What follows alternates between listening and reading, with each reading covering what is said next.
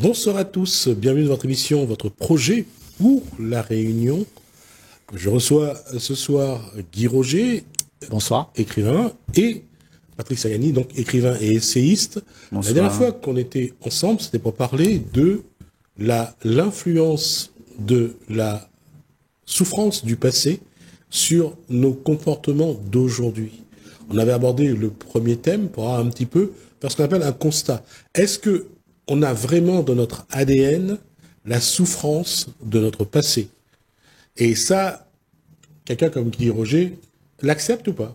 Quand je dis, il y a dans notre ADN la souffrance du passé. Bien sûr. Sauf que tu n'es pas obligé de le garder. Parce qu'il ne t'appartient pas. Il appartient au passé. Oui, okay. Mais on peut le réveiller. Ah oui, mais parce que ça se réveille. Si tu es identifié au passé, et tu vas le réveiller à chaque fois. Oui, mais qu'on le réveille de manière consciente ou inconsciente, ce réveil, il est là. Parce que, justement, le passé, il vient inconsciemment s'immiscer dans le présent que tu es. Tu es dans le présent, ben, tu amènes avec toi ce que tu sais, donc ce que tu sais s'immisce dans le présent, et le présent est sali, parce que le présent doit être neuf, normalement. Et si le présent est neuf, il n'y a pas de souffrance dedans. Patrick Sagani, la dernière fois, on disait que ce qui a brouillé l'amitié entre Sigmund Freud et Carl Gustav Jung, ouais. C'était cette croyance ou non au monde invisible. Oui. Croire que nous avons dans notre ADN les souffrances du passé, est-ce que c'est une bonne chose ou une mauvaise chose? Excellente chose, puisqu'on doit à un moment donné s'abstraire ou plutôt surmonter ce qui finalement fait masse. Contrairement à notre ami Guy, je pense que le trauma n'est pas une connaissance, un savoir. Le traumatisme est quelque chose d'insidieux et qui va au-delà du raisonnement, du discernement, voire même de la mémoire. Donc quand on parle justement de la présence du visible, de l'invisible, l'invisible dont parlait Carl Jung, effectivement, nous sommes environnés de cet invisible. Nous sommes en fait habités par cet invisible parce que nous continuons toujours à nous exprimer à travers la transgénéalogie, à travers des sauts de génération, à travers surtout des défis que se sont lancés nos ancêtres, voire exactement l'inverse. Et la question est pour vous deux, quand on regarde à partir de l'après-guerre, le développement de tout ce qui est la culture asiatique, africaine, d'Amérique du Sud, tout ce qui concerne l'énergie, la pensée, le bien-être, tout ça parle du monde invisible. Oui. L'Europe a toujours essayé d'être cartésienne. Oui, tout à fait. Et d'un coup, l'Europe s'est laissée absorber. Ah oui, tout à fait. Alors, c'est allé très loin, cette croyance dans le progrès est allée extrêmement loin, et ça a abouti à quoi? À la Première Guerre mondiale. C'est-à-dire à l'hécatombe, à la catastrophe, c'est-à-dire à la perte de la croyance dans le progrès. C'est là que les choses ont commencé à poindre dans la pensée occidentale comme quelque chose qui relie l'Occident à l'Orient. On va dire ça comme ça. Et effectivement, là, l'invisible s'est invité, pas seulement dans la science, mais aussi dans les romans, dans la vie de tous les jours, dans la pratique spiritualiste, qui était très en vogue à la fin du XIXe siècle. Hein, par exemple, quelqu'un comme Sir Arthur Conan Doyle, qui a créé quelqu'un aussi froid que Sherlock Holmes, eh ben lui faisait tourner des tables. Il faut le savoir, ça. Et il y croyait. Il a pu parler à son fils qui était mort à la guerre, Première Guerre mondiale. Donc c'est tout dire. C'est-à-dire qu'en fait, oui, effectivement, l'Occident que nous chérissons encore quelque part n'est plus depuis très très longtemps. Et juste une autre parenthèse, on a parlé de Sir Conan Doyle, Victor Hugo. Oui. Les Contemplations. Oui, à la mort d'Adèle, sa fille. Léopoldine aussi. Léopoldine, pardon, pas Adèle. Léopoldine, oui. Plutôt Léopoldine. Oui. Et ne serait-ce que ce poème Demain des Lobes, oui.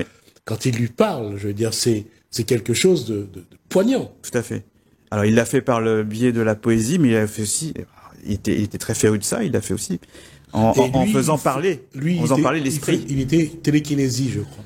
lui, il avait cette pouvoir de, avec son énergie, de faire bouger les choses. Ah, c'est ce qu'on dit. Oui, ce c'est ce qu'on dit. Ah, parce que des gens y ont assisté, et il n'empêche que c'était très couru à Paris.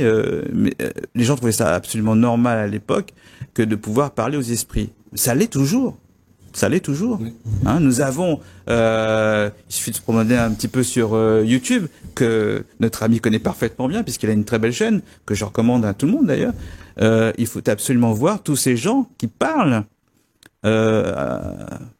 à ce que moi j'appelle les amérantes, mais aussi la présence absente, ainsi de suite, ainsi de suite. C'est extrêmement important. Oui. Et c'est là aussi qu'on redécouvre les vertus de la nature, parler avec la nature, converser avec la nature. Il y a toute une... Mais ça reste pour moi quand même, il y a un mystère. Quand ça se passe à l'extérieur, c'est plus positif. Quand ça se passe à La Réunion, c'est tout de suite négatif. Magie noire, sorcellerie. C'est tout ce que les communautés qui composent la société réunionnaise, qui faisaient quelque chose qui ne plaisait pas à ceux qui étaient chrétiens, c'était tout de suite de la noire. Oui. Un peu comme au Moyen-Âge, une femme qui connaissait les plantes était une sorcière.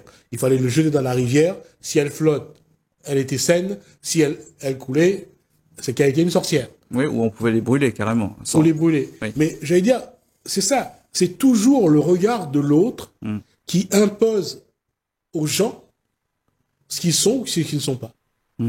D'accord. Donc nous vivons dans une croyance de comment les choses sont parce que nous pensons à ces choses-là de telle et telle manière.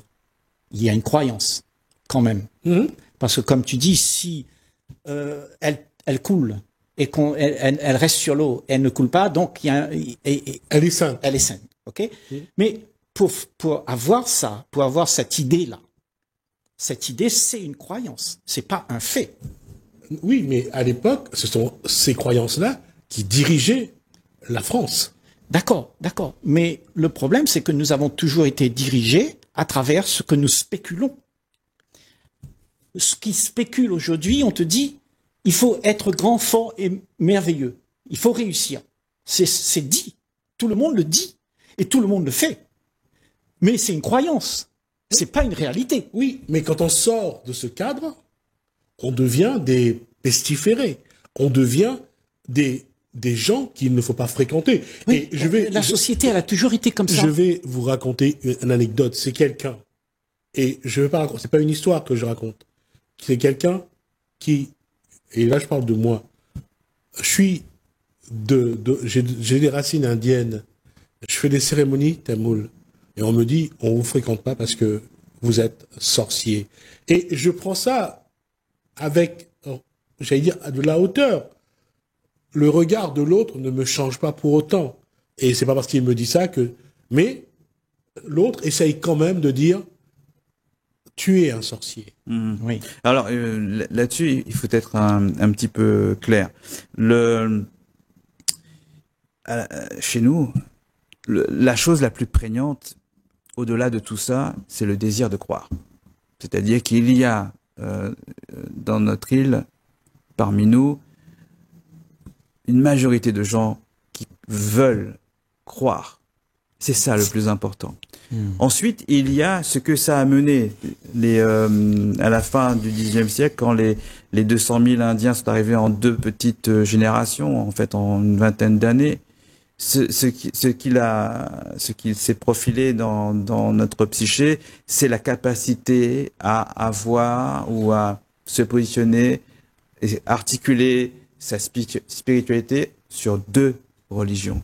Parce que oui, ils avaient la possibilité effectivement de s'adonner à leur religion, de pratiquer, mais de façon quasiment cachée. Mais oui, il fallait obligatoirement avoir la religion dominante. C'est à partir de là que un désir de liberté par l'acte de croire a défini ce que moi j'appelle notre bien vivre ensemble. C'est-à-dire que à partir de là, il nous a appartenu dans l'intime de croire en ce que nous souhaitions et ce que nous souhaitons. Et ça, c'est une particularité réunionnaise. Maintenant, quand on a affaire à des puristes, parce que tu parles de puristes, des gens qui finalement te disent en gros, mais là, ce que tu fais, ça n'est pas dans les clous, ou ça n'est pas dans mon sérail. Bah, tu as parlé de toi, tu n'as pas parlé de moi. Et d'ailleurs, ça va pas forcément effaroucher les gens. Chez nous, il n'y a pas guerre par rapport à ça. On va pas dire, on va pas avoir de querelle. Oui, mais il faut le rappeler. Il n'y a pas de querelle de chapelle, sans jeu de mots, sans mauvais jeu de mots. Et c'est là le plus important. Il faut y insister. C'est ça qui est intéressant, et c'est ça qui fait toute la richesse de notre projet pour la Réunion. C'est exactement ça. C'est la seule chose sur laquelle nous pouvons dire avec certitude, nous avons là une richesse incommensurable que nous ne retrouvons pas dans l'Hexagone ou ailleurs. Mais ça vient d'une histoire traumatique, une confrontation dans l'intime, dans la croyance, en voulant chasser la croyance de l'Indien. Tout ça. J'entends ce que tu dis. Mais voyons voir au-delà de cette croyance. Ok, il y a cette croyance imposée, dans le sens où tout le monde veut ce qu'il aimerait voir. Là, nous parlons d'autre chose. Je vais juste ajouter quelque chose. Prenons les Français qu'on a ramassés à gauche, à droite, sur les trottoirs, dans les hôpitaux. À Nantes, par exemple. Voilà. Oui. Qu'on a mis sur un navire qu'on a envoyé à La Réunion. Oui. Prenons les esclaves qui sont venus également sur un bateau. Il y a les Indiens, il y a également les Réunionnais d'origine chinoise, parce qu'il y a eu des Chinois qui sont venus. Les premiers engagés étaient Chinois et non pas Indiens. Mais à ceux-là, on leur a jamais posé la question. Ils n'ont pas eu le choix de savoir s'ils devaient venir ou pas. On leur a arraché de quelque chose. De toute façon, c'est vrai. Il faut rappeler une chose fondamentale, parce que les gens perdent ça de vue. La Réunion est un creuset de gens non désirés. Oui. Rejetés par les diverses communautés, que ce soit en Inde, dans une certaine Afrique de l'Est, à Madagascar et surtout, évidemment, en Europe. Mais puisque nous en parlons comme ça maintenant, ok, et que le fait que nous vivons aujourd'hui, c'est nos divisions. Le fait de tout ça a créé la division. Que nous sommes aujourd'hui dans un monde disparate, où il y a des gens qui sont dans le bien-être, il y a des gens qui sont dans le mal-être, ok. De ce fait, que nous avons vécu de cette manière, que nous en sommes arrivés à là, n'est-il pas beau de savoir que nous pouvons en parler et de voir si c'est possible de sortir de ce carcan dans lequel nous nous sommes foutus, avec toutes ces croyances, qu'on aimerait que les choses se fassent à mon goût. Mais les choses ne seront jamais à ton goût. Parce qu'en fait, la croyance, ça vient de la peur et de l'ignorance. L'ignorance de ce qu'il y a. Ce qu'il y a, c'est comme, tu sais, souvent on passe dans les carrefours, on voit un sachet en plastique là et on met, il y a une pâte de poulet dedans et tout ça. Et les gens ici à La Réunion, on a peur de ça. Tout le monde a peur, on contourne, même on fait demi-tour et on passe ailleurs. Ok ? Les gens qui passent dessus, c'est parce que ils pensent pas, ils savent même pas c'est quoi. Mais celui qui croit en ça, il aura peur. Et la peur, c'est l'ignorance qui va te faire croire à des choses qui n'existent pas. Alors, je suis d'accord que lorsqu'on parle d'ignorance et de croyance. Mais et c'est vrai, et je reviens à ça, imaginez cette personne d'origine, qui vient de Chine, cette personne qui vient d'Inde, d'Afrique, qu'est-ce que je peux encore dire, de Madagascar, toutes ces personnes qui viennent à La Réunion, qui arrivent sur une terre qu'elles ne connaissent pas, il n'y a pas de repère. Comment ces personnes-là peuvent être rassurées? Comment ces personnes-là peuvent se dire, ah, j'arrive sur une terre, je vais pouvoir faire ma vie. Alors d'abord, une chose que je voudrais relever immédiatement, et ça c'est dans nos livres et dans tous les textes qu'on pourra relever dans les bibliothèques ailleurs. Personne n'est arrivé ici. Personne n'est venu ici. Tout le monde a été déporté. Déjà ça. C'est déjà donc, un contexte. On n'a pas demandé à venir de ici. De toute l'histoire de la race humaine. Attends une seconde, je l'ai pas terminé. Donc, dans un premier temps, considérez cela. Il n'y a pas eu désir. On leur a d'ailleurs dénié ce désir, ces projets. Bien sûr, ils en ont conçu, notamment sur le bateau. Oui, quand je vais arriver à destination, il n'y aura plus de casse, s'agissant des Indiens. Ou autre. Je pourrais me réinventer, un peu à la méthode australienne ou américaine, chez les petits blancs en particulier. Mais non, en fait, il faut bien se rendre à l'évidence que le trauma existe avant le bateau. Avant le bateau. D'accord. Ce sont des rejetés. Effectivement.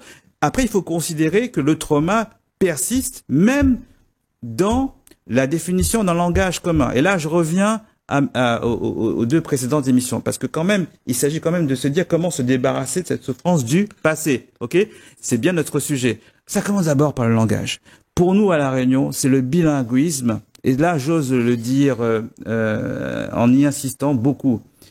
Cette histoire de combat pour le créole réunionnais, c'est très bien. D'ailleurs, le fait d'en faire une graphie et de définir et de l'ancrer, c'est très bien. Le fait est que notre problème à nous n'a jamais été de cet ordre-là. C'est davantage l'expressivité. Dire quelque chose.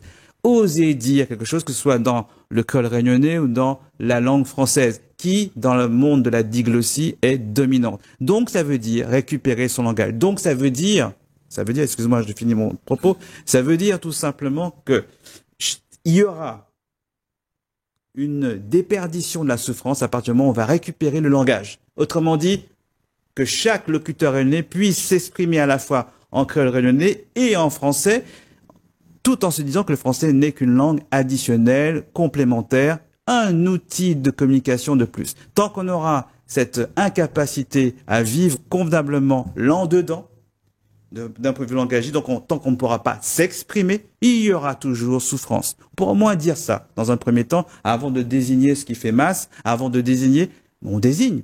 Pour ceux qui en ont la possibilité, pour ceux qui peuvent en faire la démonstration, un peu comme je le fais là. Mais il n'empêche qu'il faut bien regarder les 800 000 Réunionnais. Il y a bien un problème. Je rappelle quand même que nous avons 19% en termes d'illettrisme, 19% de gens qui sont concernés.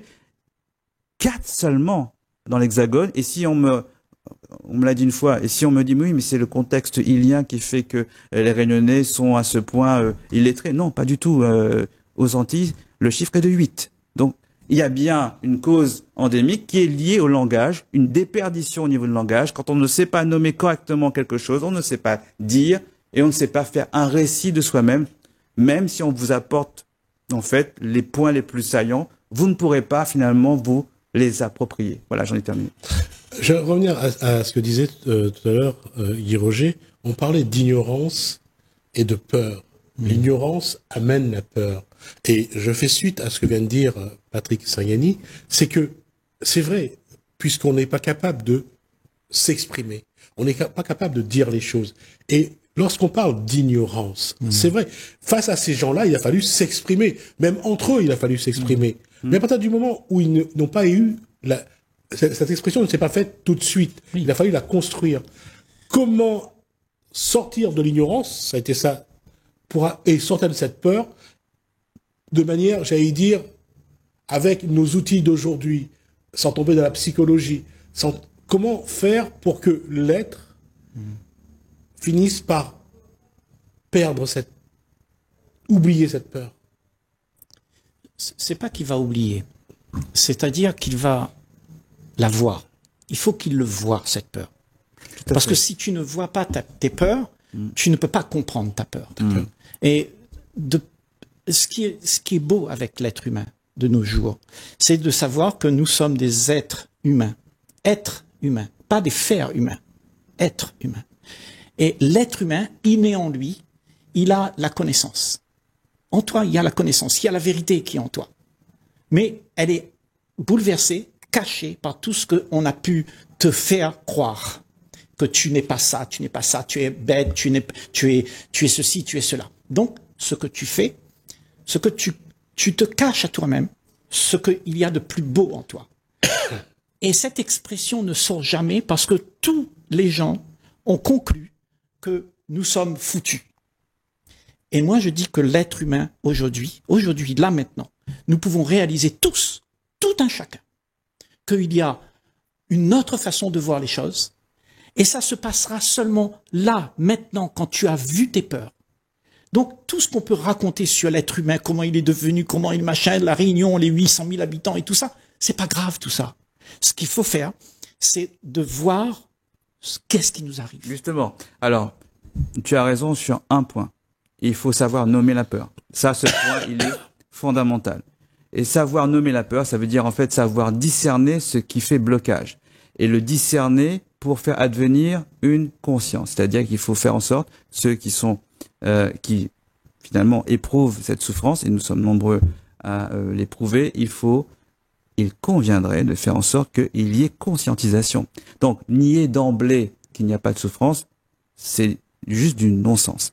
Mais il n'empêche que faire en sorte de nommer, de désigner, de décrire, ça fait peur, c'est douloureux, mais c'est salutaire, parce que ça permet la conscientisation. Et une fois qu'on a conscientisé, ça fait depuis les années 60 que certains tentent d'amener la personnalité réunionnaise à une certaine conscientisation, c'est seulement après qu'on peut déterminer un certain nombre de critères sur lesquels on va pouvoir en fait fonder un univers commun, un univers mental commun. Ouais. Mais tant qu'il n'y a pas cette conscientisation, alors ce n'est pas juste, et là c'est assez intéressant aussi, ce n'est pas juste une affaire d'historien, ce n'est pas juste une affaire d'anthropologue, ce n'est pas juste une affaire de psychologue, ce n'est pas juste une affaire de sciences humaines, c'est aussi une affaire effectivement de tous ces gens qui se préoccupent de l'invisible. Et en fait, tout le monde est convoqué sur ce coup-là. Parce qu'il faut faire advenir une conscience réunionnaise. Ah oui, j'ajoute, il ne s'agit pas uniquement de philosophie. Parce que croire une seule seconde qu'on va fonder une philosophie réunionnaise simplement en l'édictant et en tapant du poing sur la table, ça n'est pas possible. Il faut bien amener la population, enfin les héritiers du peuplement historique, à conscientiser effectivement ce trauma. Et ça, c'est pas juste affaire d'historiens. C'est vraiment affaire de tous, et juste y compris, et je pense aussi aux médias.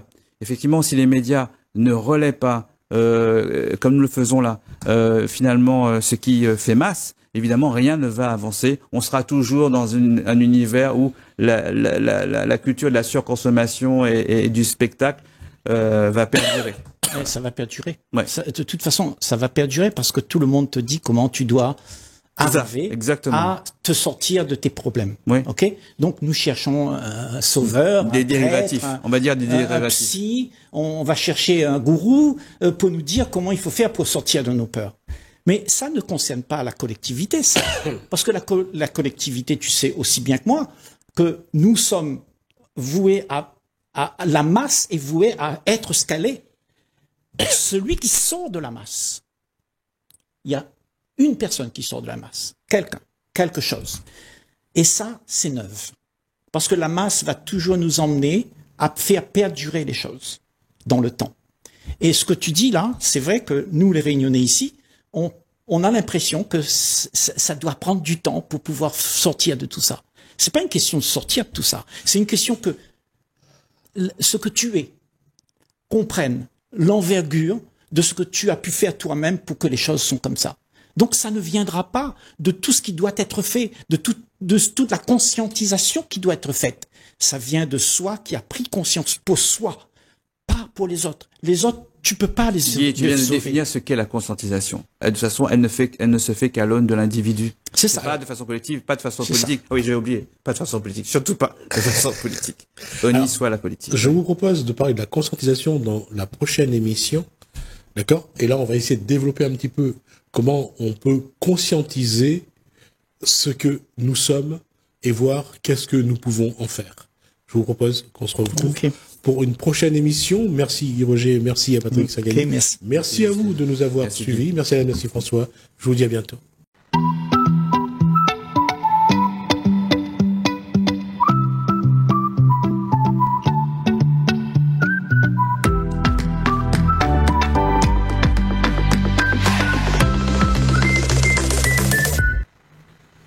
Bonsoir à tous, bienvenue dans votre émission, votre projet pour la Réunion. La question a été posée lors de la dernière émission avec Guy Roger, bonsoir. Bonsoir. Et Patrick Sagani, bonsoir. Bonsoir Patrick. C'est la conscientisation. Comment se conscientiser et comment mettre en place les bons outils pour parvenir au résultat qu'on voudrait. On est sur comment, j'allais dire, traiter ce problème qui est en nous, c'est-à-dire cette souffrance qui vient du passé, comment gérer ça, comment faire pour que ça ne soit plus un fardeau, un poids qu'on porte depuis des décennies. Alors, on peut peut-être commencer par dire qu'il faut nommer ce passé. Moi, j'ai l'habitude de dire les choses telles qu'elles se présentent. Il s'agit du passé esclavagiste et colonial. Et tant qu'on ne l'a pas dit, on peut pas forcément, disons, Bah, l'objectiver, on peut pas. Là, tu dis le passé. Les gens se disent, oui, alors je sais de quoi ils parlent.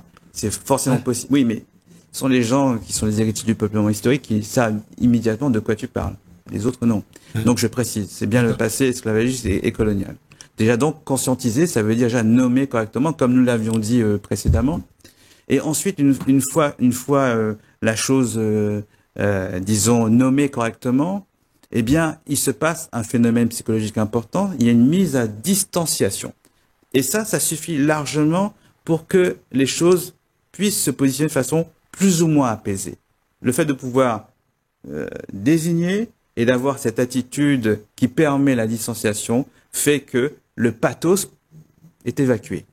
Oui. Pas forcément en totalité, mais le pathos. Ne serait-ce que pour désigner et désigner correctement. Et vous voyez que même quand on est dans un rond causé, dans un débat, je suis dans un forum, je ne sais quoi, déjà là, il y a un souci. Au moment où on doit dire, avant qu'on se mette à échanger, non pas à débattre, hein, parce que j'ai horreur de ça, mais ne serait-ce que nommer correctement les choses et se dire, tiens, on est bien d'accord qu'on parle bien de cela. D'accord. Voilà. C'est Déjà, commencer par nommer correctement et ça permet que la souffrance ne soit pas moindre. En tout cas, au niveau de la perception, elle est déchargée du pathos. Avant de donner la parole à Guy, on dit toujours, il faut regarder le problème au fond des yeux. Et là, c'est le cas de regarder cette souffrance qui est là. Alors, cette souffrance, elle est où? Attends. Réfléchissons ensemble, hein, juste pour réfléchir. Elle est où, cette souffrance? Elle est là-bas, dans le peuple réunionnais, ou elle est là? Je souffre. C'est moi qui souffre. Je suis en souffrance. Parce que toute ma vie, on m'a dit, c'est comme ça, fais comme ça, et puis tu n'as pas le droit d'être libre. La souffrance, elle ne se passe pas dans tout ce qu'on peut se raconter sur les autres. Si tu vas dans un groupe et tu dis, on a souffert, mais c'est de parler à l'extérieur de ta peau. Mais je souffre. Allons voir là. Ça commence par là. Ça commence pas par là-bas. Là-bas, c'est une illusion. Parce que ça va toujours se perpétuer si tu vas là-bas. Il faut aller là. Et là, tu vois qui tu es. Tu apprends qui tu es. Et quand tu sais qui tu es, tu cesses de faire marcher la collectivité. La collectivité n'a plus de sens. Guy, laisse-moi finir, s'il te plaît. Oui. Laisse-moi finir. Que la collectivité, à ce moment-là, n'a plus de sens pour celui qui souffre. Celui qui souffre, il a besoin de se sortir de sa souffrance. Mais pas de ce que l'autre pense, pas de ce qui s'est passé il y a 100 ans ou 2000 ans. La souffrance, c'est quelque chose qui est avec toi, que tu as gardé. Et c'est ça que tu dois t'en débarrasser. Et c'est de pouvoir voir ça en toi, mais pas dans l'autre. Tout ça, c'est des histoires qu'on va se raconter et ça va se perpétuer. Guy, tu parles d'une souffrance personnelle. Il ne s'agit pas de ça. Ah, c'est pas personnel. La souffrance, elle n'est pas personnelle. Non. Tu parles d'une souffrance qui est forcément personnelle. Non. Forcément personnelle. Non, je veux dire par là que la souffrance commence par une caisse de résonance qui est soi. Sinon, on peut pas la nommer. On est d'accord là-dessus. Soi, c'est qui? Non. C'est le monde, c'est l'humanité. Une fois que tu as désigné ta propre souffrance, c'est tout à fait. Alors celle-là, elle est universelle, pas de souci. En revanche, la souffrance dont parle Djismir Amoudou, ce n'est pas celle-là. C'est la souffrance collective d'un peuple. Et il faut pas évacuer le peuple. Il faut pas évacuer la collectivité. Il faut pas évacuer le sentiment lancinant de génération en génération. L'enfant qui vient de pousser son cri ce matin, lui aussi est en train de transmettre sa souffrance qui est liée à une généalogie et à un passé qui se transmet de génération en génération. Nier cela, c'est veut dire simplement ne vouloir. C'est pas une nier question cela, de nier. ça veut dire simplement vouloir toi, Guy, traiter uniquement la souffrance à l'aune de soi-même. En revanche, il y a une chose sur laquelle on peut être d'accord avec toi. Au moment où on a bien vu que c'était une souffrance collective, maintenant, on peut se poser la question de savoir est-ce que, une fois qu'on a mis à distanciation, donc on l'a nommé pour soi-même, est-ce que je vais participer à cette souffrance, à l'expression de cette souffrance? Est-ce que je vais faire le lien avec les autres? Non, on peut très bien se dire à ce moment-là, étant conscient, tout à l'heure on a parlé de conscientisation, là on se met enfin, non pas à se réveiller, c'est pas de se réveiller, on essaie en fait, à ce moment-là, d'essayer de ne plus être dans cette dimension-là. C'est ça. Voilà. Mais il faut bien distinguer les deux types, parce que toi tu te précipites pour dire qu'il y a une souffrance universelle liée à Sapiens, etc. Nous en sommes tous d'accord. Mais là, il s'agit des Réunionnais, du peuplement réunionnais, de quelque chose qui est ressenti de façon collective. On n'a même pas besoin de retourner dans l'ancien temps pour pouvoir essayer de trouver une filiation dans les discours qui ont été tenus depuis 30, 40, 50, 60, 100 ans. Non, non, non. C'est une chose qui perdure. Il suffit simplement de se promener dans sa famille et d'écouter, tout simplement d'écouter. Et puis, et même en termes de contenu, ça n'est pas tellement la chose qui est la plus prégnante, c'est la façon dont c'est dit. C'est-à-dire le ton invoqué, toujours hargneux, Oui. toujours en colère, toujours éruptif. Qui est en colère? Toujours éruptif. Oui. Donc, toujours éruptif, attention toujours à ça. compulsif. Voilà, il faut faire attention à ça. Donc, il convient de ne pas mélanger les deux. Parce que moi, si je souffre, je ne sais pas aimer. Je sais, parce que je l'ai vécu. Je souffre, je ne sais pas aimer, j'ai besoin que quelqu'un vienne me sauver. OK? Et aujourd'hui, si nous continuons sur cette lignée-là, en n'acceptant pas que je souffre, parce qu'il y a quelqu'un qui me fait souffrir. Je dis, c'est mon passé qui me fait souffrir. Moi, je dis, c'est pas mon passé qui me fait souffrir. C'est parce que je me suis identifié à ce passé-là. Tout à fait. C'est pour ça que j'ai ça en moi. Oui. Mais si je suis pas identifié à ça, Oui, ça c'est dans l'après-coup. Pour moi, il n'y a pas de créole, il n'y a pas de français, il n'y a pas de chinois, il n'y a pas de malbas, il n'y a rien de tout ça. Ça, c'est une invention qui nous divise. Et si on est divisé les uns avec les autres sur un passé qu'on remémore, on ne va pas aller chercher ça en soi. Parce que le problème, il est en soi. Le pire ennemi de la planète Terre, c'est toi-même. Et je vais juste aller là-dessus. Et je vais rebondir sur ce vient de dire Guy Roger. En fait, la question, Patrick Sagani, et par rapport à ce qu'a dit Guy Roger, j'ai posé juste une question de manière la plus simple et naïve possible.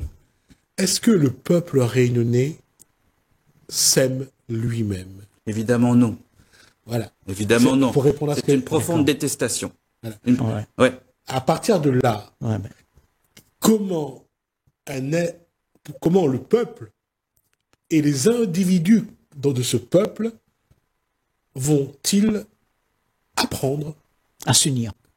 Non, à s'aimer. À s'aimer, pas à s'unir. Pas à s'unir. S'aimer, ça veut dire s'unir. Non, pas du tout, pas du tout.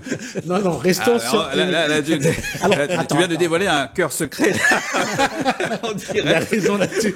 Non, mais aimer, c'est le sens, quand tu es entier, quand tu es en entier, tu n'es plus divisé entre ce qui est là-bas et ce qui est là-bas.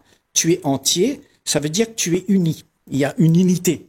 Donc, cette unité, c'est celle qui se produit quand on s'aime. C'est parce qu'on s'accorde, on s'aime, on s'accueille. Oui, mais là, Guy, encore une fois, je me permets de te dire, tu viens de parler à l'aune de toi-même.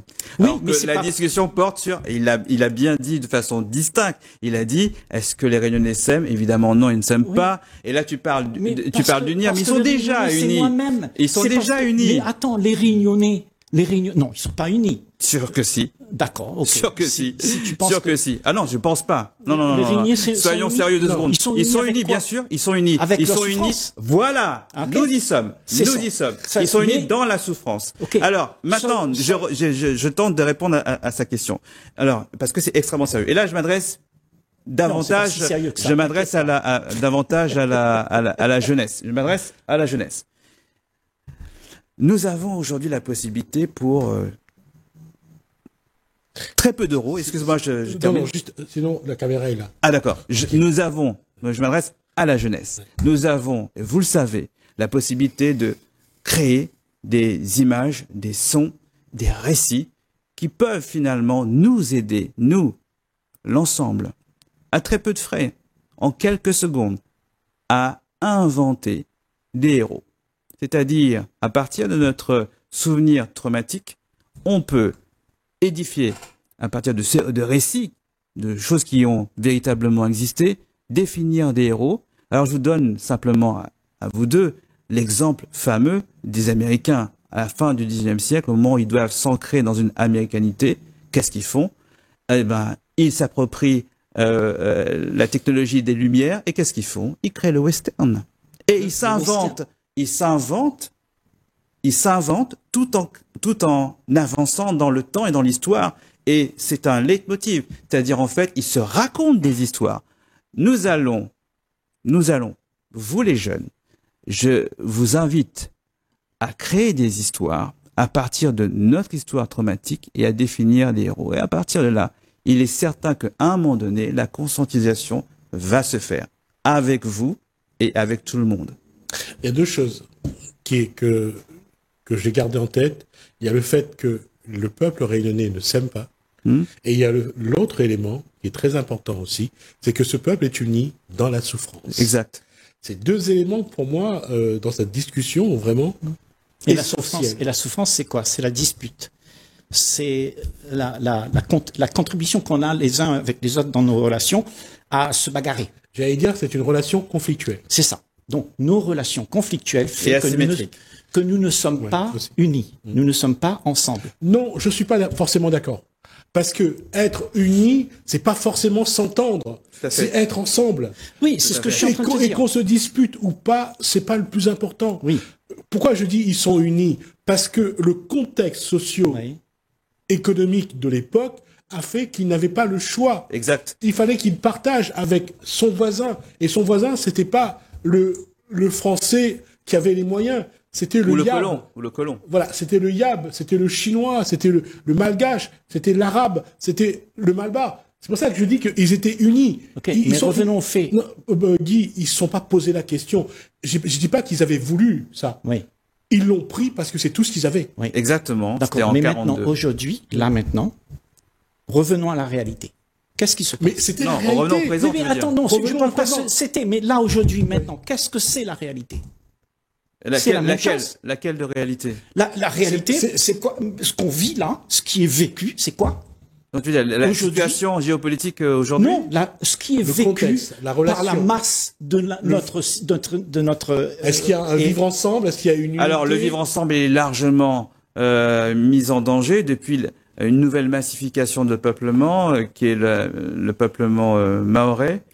C'est quelque chose qui a lieu depuis 2-3 générations et c'est évidemment une mise à l'épreuve. Alors notons quand même que lors de la dernière massification migratoire, c'était pour les Indiens en 2 petites générations, c'était des gens qui venaient travailler, qui venaient faire fructifier les choses. Et là, il s'agit d'un autre type de migration Mais et ça a c'est toujours totalement été ça. différent. Donc là, non, pas du tout. Donc quand à la fin du travail forcé, de l'ère du travail forcé, c'est-à-dire vers 1934 et avant-guerre, on a arrêté en fait le travail forcé.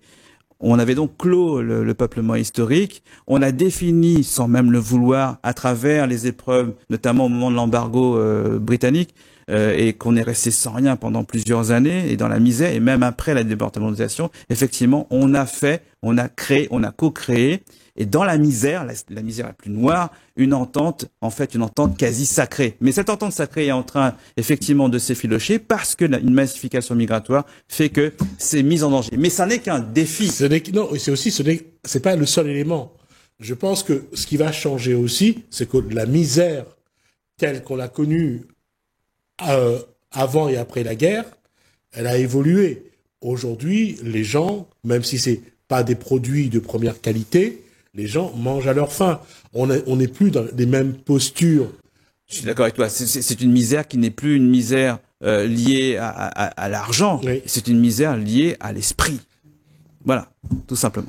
Et c'est pour C'est ça. la même misère, mais sous l'autre versant. Et c'est pour ça que je disais qu'aujourd'hui, et par rapport à ce que Guy disait tout à l'heure, c'est que quand on regarde aujourd'hui l'évolution du peuple réunionnais, le peuple réunionnais est toujours dans sa souffrance parce que il y a cette incapacité que ce soit dans la distanciation ou autre, à regarder les choses telles quelles, à regarder qu'est-ce qui est bon à garder, qu'est-ce qu'il faudrait, comme disait tout à l'heure Guy, qu'est-ce qui est bon à rejeter. Mais on n'est pas dans cette posture-là. On n'essaye pas de comprendre. Je sais pas si. Et Enfin, d'ailleurs, le fait que, tu vois, c'est complexe à dire ça parce que c'est quelque chose qui est à l'encontre de ce qu'on peut penser. À l'encontre. Mais c'est le même problème que pour le peuple. Oui. Le peuple ne veut pas penser Oui. à mal, surtout pour froisser l'autre. Oui. On ne veut Oui. pas Exactement. C'est ça notre problème. Ce faisant, ce qui se passe. Donc, Excuse-moi, moi, je suis en train de dire ça. Justement, ce que tu dis là, Oui. c'est que ça va à l'encontre de ce que je vais dire. Parce que moi, je trouve que quand tu définis quelque chose qui est bon et quelque chose qui est pas bon, déjà, tu es en contradiction avec toi-même. Pas forcément. Attends, je te dis, parce que la contradiction, ça fait qu'il y a quelque chose qui est bon et quelque chose qui est pas bon. Ça veut dire que tu as comparé. Comparé entre ce qui est... Non, attends. Guy, tu commets une erreur sur ma posture. Pour moi, il ne s'agit pas de savoir qu'est-ce qui est bon, qu'est-ce qui est pas bon. Pour moi, c'est de savoir qu'est-ce qu'il faut faire pour que ce peuple... Alors, il faut plus comparer. Je ne compare pas. Je dis que ce peuple doit conscientiser, puisque c'était le thème du début de l'émission, qu'est-ce qui est bon pour nous, mais le peuple ne pourra pas conscientiser si toi, tu ne conscientises pas. Il faut que ce soit toi qui commences et après verra pour les autres. Les autres vont te suivre. Si, tu sais, dans toute l'histoire de la race humaine, et c'est jamais le peuple qui a changé le monde. C'est toujours une personne par-ci, par-là. Regarde Jésus-Christ, le Bouddha. Oui. Et c'est toujours une personne. C'est celui qui a conscientisé pour lui-même. Il a compris la réalité et il a arrêté de jouer avec les choses qui vont diviser. Et la révolution se fait à l'aune de soi-même de toute manière. C'est-à-dire que si on veut désirer un changement, il faut le changer, il faut procéder au changement à l'intérieur de soi-même. Donc, on ne va pas les dicter à qui que ce soit. Par contre, c'est par la valeur de l'exemple qu'on va pouvoir enfin... Donc c'est de ça peut-être qu'il faut parler.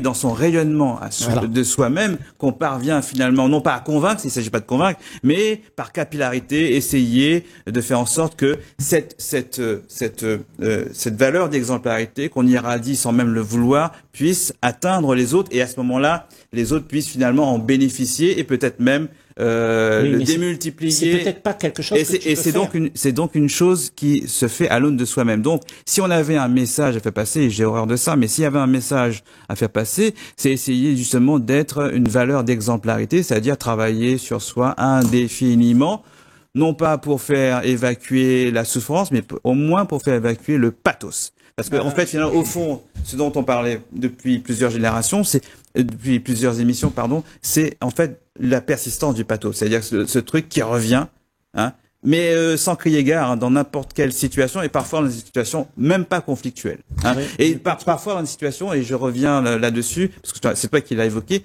dans les situations d'amour. Et même l'amour est une chose contrariée. Voyez ce qui se passe autour de vous quand des gens veulent dire leur amour, ça bifurque et ça va directement vers la négation. Ce que tu dis, c'est très intéressant parce que en fait, tu dis qu'il faut faire la connaissance de soi. Il faut trouver cette valeur pour pouvoir la propager et être cette valeur. Ok? Mais le fait est que pour la plupart d'entre nous, nous en parlons. Tous en parlent. Tous le savent. Tu vas dans les églises tous les dimanches matins, tout le monde te dit « Aimez-vous les uns les autres !» Mais personne ne le fait. Moi, je crois que tu n'as pas... Excuse-moi. Attends. Moi, je comprends comme ça, parce que je trouve que chacun d'entre nous... est en train de nous dire qu'il nous reste un peu de temps. Okay. Ouais. On a tous la capacité de pouvoir faire en sorte que il y a quelque chose qui émane du plus profond de toi. C'est cette sincérité. Dans cette sincérité, il n'y a pas de souffrance. Cette sincérité, elle est libérée de toutes les souffrances. Et quand tu es comme ça, alors peut-être que tu peux créer autour de toi un changement. C'est tout. Ce que je veux dire, c'est que la prochaine émission, on essaiera de voir le peuple, mais de voir aussi les individus. Et comme on est 3 individus, qu'est-ce que nous, puisque tout à l'heure, Guy a dit que on va essayer de donner l'exemple, d'être des précurseurs. Comment on peut faire évoluer et être dans cette démarche de conscientiser? Comment nous, à notre niveau, on peut conscientiser? Je vous propose que ce soit le rendez-vous, le prochain rendez-vous, et qu'on parle de ça. Comment nous, à notre niveau, on conscientise sur cette souffrance du peuple réunionnais. Merci Guy Roger, merci Patrick Singani. Merci à vous de nous avoir suivis. Merci Alain, merci François, je vous dis à bientôt.